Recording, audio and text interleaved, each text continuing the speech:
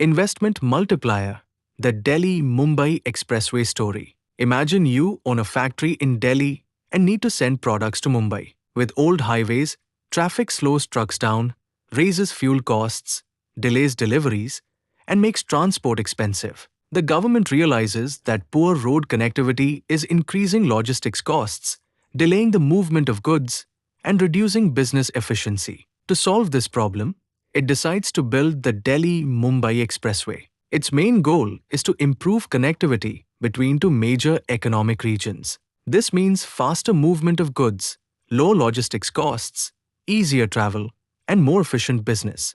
In short, the expressway makes the movement of people and goods faster, smoother, safer, and more economical. And even before these long-term benefits begin, the construction itself creates jobs and income. Suppose the government spends 1 lakh rupees crore on the expressway. Where does this money go? It does not disappear.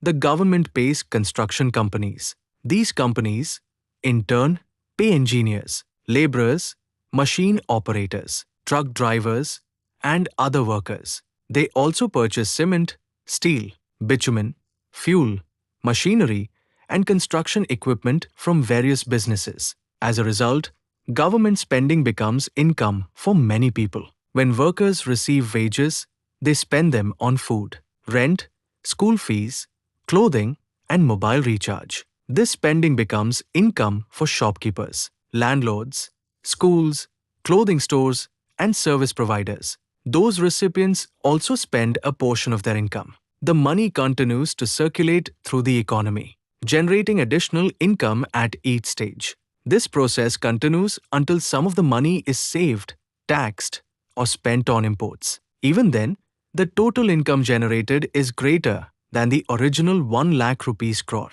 This is known as the investment multiplier. Now that we understand how the multiplier works in real life, economists wanted to measure this chain reaction mathematically. That's why they developed the investment multiplier. The investment multiplier, K, is given by K equals 1 divided by the quantity 1 minus MPC. Here, K stands for the investment multiplier. MPC stands for the marginal propensity to consume. In reality, people spend only a part of every additional rupee they earn and save the rest.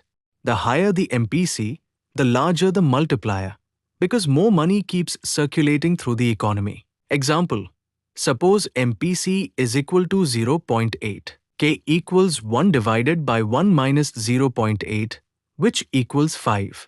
If the government invests 1 lakh rupees crore, the economy's total income can eventually increase by about 5 lakh rupees crore in this simplified model.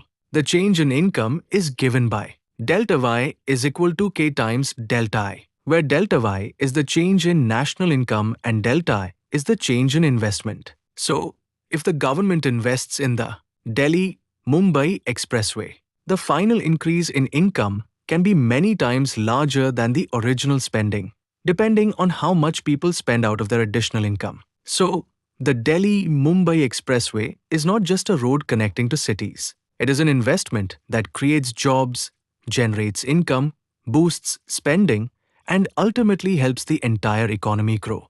That is the true power of the investment multiplier.